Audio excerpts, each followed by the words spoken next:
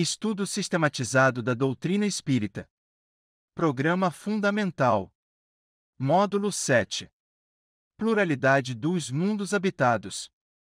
Roteiro 6. Encarnação nos diferentes mundos. Objetivo específico: esclarecer a respeito das encarnações nos diferentes mundos. Conteúdo básico: os espíritos que encarnam em um mundo não se acham a ele presos indefinidamente, nem nele atravessam todas as fases do progresso que lhes cumpre realizar, para atingir a perfeição. Quando, em um mundo, eles alcançam o grau de adiantamento que esse mundo comporta, passam para outro mais adiantado, e assim por diante, até que cheguem ao estado de puros espíritos. Allan Kardec, O Evangelho segundo o Espiritismo. Capítulo 3, item 5. Da mesma forma que diariamente ocorrem partidas e chegadas de espíritos entre os planos material e espiritual, promovendo renovações intelecto-morais, igualmente essa movimentação se efetua entre os mundos, quer individualmente, nas condições normais, quer por massas, em circunstâncias especiais. Há emigrações e imigrações coletivas de um mundo para outro, donde resulta a introdução, na população de um deles, de elementos inteiramente novos. Novas raças de espíritos, vindo misturar-se às existentes, constituem novas raças de homens. Allan Kardec, A Gênese. Capítulo 11, item 37. Sugestões didáticas. Introdução. Referir-se à mensagem do espírito Humberto de Campos, citada na aula anterior, sobre Marte, ressaltando que alguns espíritos já nos trouxeram informações a respeito da vida nesse planeta e em outros, Júpiter, por exemplo, Revista Espírita de março a abril, maio e agosto, setembro, de 1858.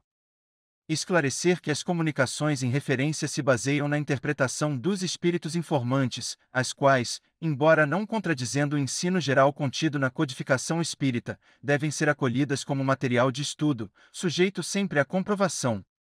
Desenvolvimento. Dividir a turma em pequenos grupos para realizarem a seguinte tarefa. 1. Ler a mensagem do espírito Humberto de Campos supracitada. 2. Listar as principais características da vida em Marte, conforme descrito pelo referido autor espiritual. Observação: se não for possível colocar à disposição dos grupos a obra em referência, entregar a cada um deles uma cópia da mencionada comunicação. Ouvir as respostas dos grupos, prestando os esclarecimentos cabíveis. Em seguida, fazer uma exposição dialogada com base nos subsídios e na referência bibliográfica do roteiro, usando os recursos disponíveis, cartazes e transparências e flipchart, um quadro de giz, o pincel, etc. Logo após, fazer perguntas, tipo pinga-fogo, a respeito do conteúdo da exposição. Ouvir as respostas, prestando os esclarecimentos necessários. Conclusão.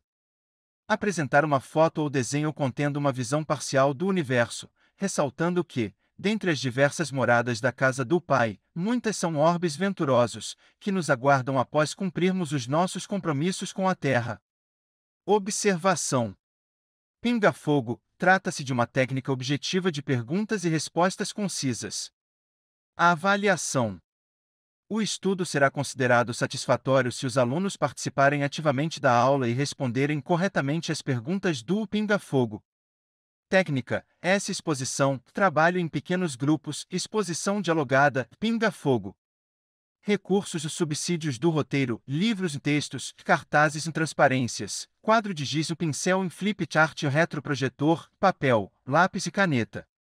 Subsídios. De acordo com o ensinamento da doutrina espírita, tendo o espírito que passar por muitas encarnações, segue-se que todos nós temos tido muitas existências e que teremos ainda outras, mais ou menos aperfeiçoadas, quer na Terra, quer em outros mundos. Para chegarem à perfeição, que é o seu destino final, os espíritos não precisam, entretanto, passar pela imensa variedade de mundos existentes no universo, uma vez que muitos desses mundos pertencem ao mesmo grau da escala evolutiva, e os espíritos, ao se retirarem de um deles, nada aprenderiam nos outros que se lhe assemelhassem. Podem, no entanto, encarnar num mundo em que já viveram para desempenhar missões, que concorram para o seu adiantamento. Por outro lado, a pluralidade das existências de um espírito num mesmo orbe se explica pela necessidade de ele ocupar, de cada vez, posição diferente das anteriores, e nessas diversas posições se lhe deparam outras tantas ocasiões de adquirir experiência.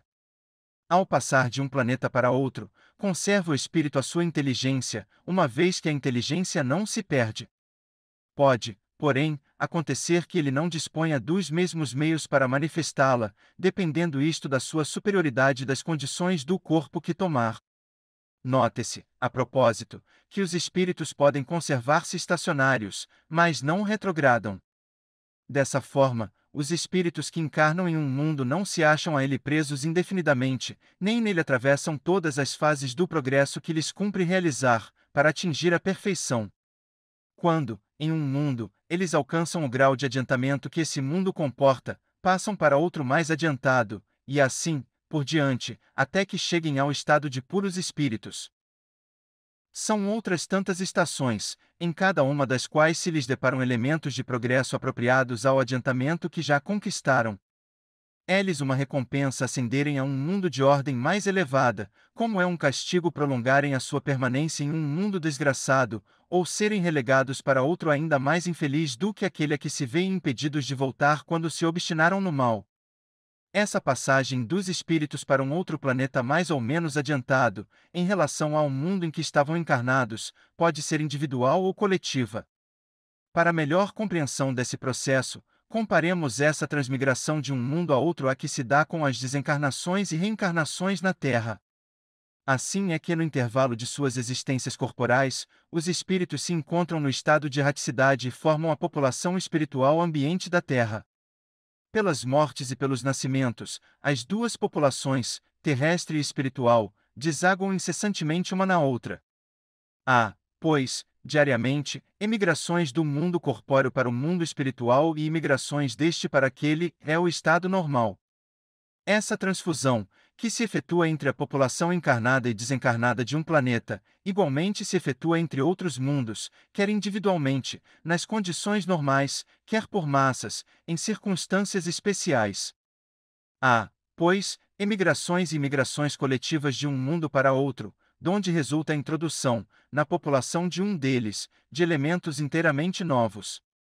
Novas raças de espíritos, vindo misturar-se às existentes, constituem novas raças de homens. Ora, como os espíritos nunca mais perdem o que adquiriram, consigo trazem eles sempre a inteligência e a intuição dos conhecimentos que possuem, o que faz que imprimam o caráter que lhes é peculiar à raça corpórea que venham animar. Para isso, só necessitam de que novos corpos sejam criados para serem por eles usados. Uma vez que a espécie corporal existe, eles encontram sempre corpos prontos para os receber. Não são mais, portanto, do que novos habitantes. Em chegando à Terra, integram-lhe, a princípio, a população espiritual, depois, encarnam, como os outros. À medida que o espírito se purifica, o corpo que o reveste se aproxima igualmente da natureza espírita.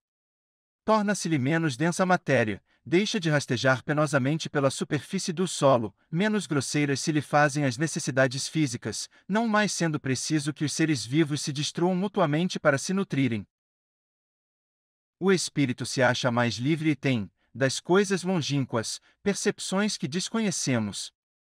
Vê com os olhos do corpo o que só pelo pensamento entrevemos. A duração da vida, nos diferentes mundos, parece guardar proporção com o grau de superioridade física e moral de cada um, o que é perfeitamente racional. Quanto menos material o corpo, menos sujeito às vicissitudes que o desorganizam. Quanto mais puro o espírito, menos paixões a miná-lo. Sendo assim, nas esferas superiores a terra o império da matéria é menor. Os males por esta originados atenuam-se, à medida que o ser se eleva e acabam por desaparecer.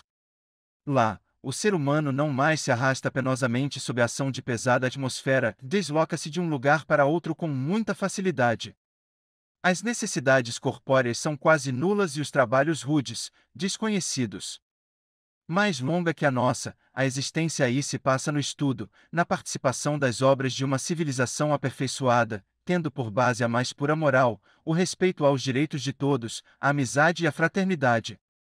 Isto posto, podemos dizer que os mundos, como tudo no universo, estão sujeitos à lei do progresso.